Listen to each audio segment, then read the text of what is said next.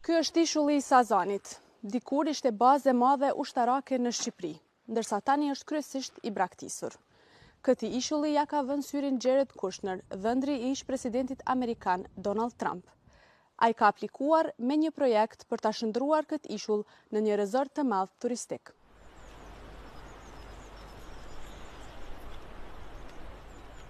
Kjo këtu nga ushtria e Shqipërisë quhet qendër zjarri. Janë bunker të vegjël, numri të cilëve nuk dihet brenda ishullit të Sazanit, por konsiderohen të jenë me mira. Brenda një qendre të tillë do të qëndronte ushtari i cili do të hapte zjarr kundër armikut.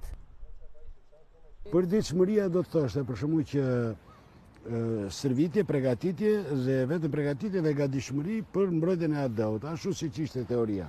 Sazani, duke qenë i izoluar nga toka, nuk kishte dritë elektrike të pandërprerë. Sazani nuk ishte ujë të rrjedhshëm, as 24 orë dhe as me orë të ndërprera, për shumë me 2 orë apo 3 orë në ditë. Sazani ujin e kishte me cistern që vinte nga Vlora.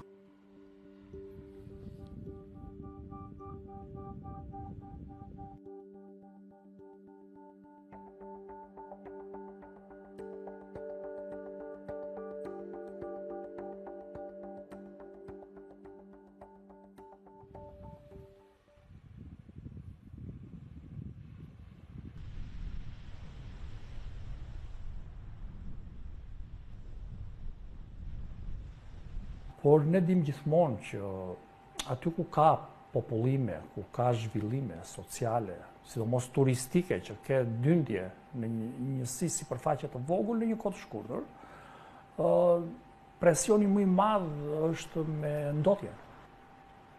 Në radhë të parë me ujërat e zeza. Dhe kur themi ujërat e zeza, nuk është ai kuptimi tradicional, se në ujërat e zeza përfshihen edhe të gjitha kimikatet detergjentet, që janë ndotës ekstremisht të rrezikshëm. Shumë prej tyre kanë bazë plastike, shumë prej tyre kanë fosfate, shumë prej tyre kanë nutrient që jo thjesht e deformojnë ekosistemin ujor, por e dëmtojnë atë, dëmtojnë ekstremisht. Kjo është gjithë pjesa delikate që ne shikojmë me merak, që ne shikojmë që duhet kemi shumë vëmendje, ndaj duam të njihemi me projektin.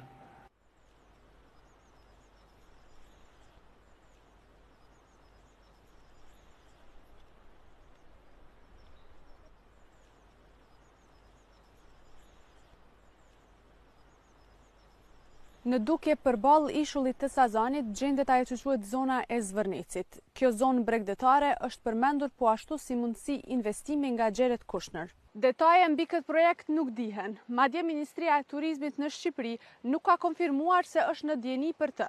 Megjithatë, media ndërkombëtare kanë shkruar se kompania e Kushner Affinity planifikon ndërtimin e mijëra dhomave të hotelit dhe vilave në këtë zonë.